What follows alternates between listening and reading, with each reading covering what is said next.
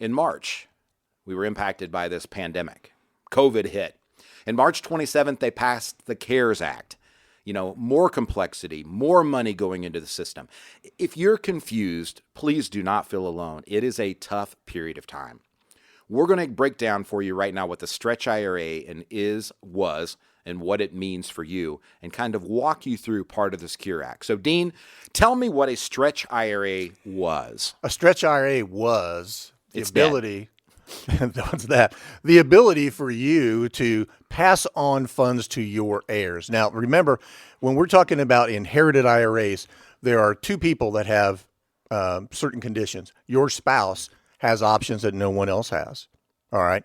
But anybody else who inherits that IRA, namely your children, has to take that as an inherited IRA. It remains in the original owner's name, and they're simply taking distributions. So it used to be if I had $1 million in my IRA and I passed away, my children could take that money out over their lifetime potentially.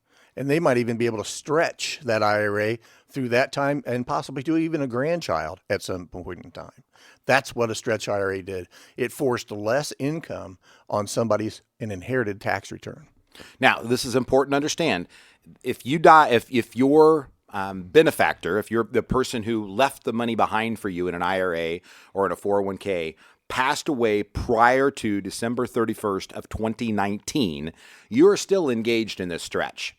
And the amount that you have to take is dependent upon when the original owner, actually passed away. If they were older than 70 and a half upon their demise, you are still taking out money based on their life expectancy. If they were under 70 and a half, you were taking money out over your life expectancy. So as Dean said, this could go many, many, many generations deep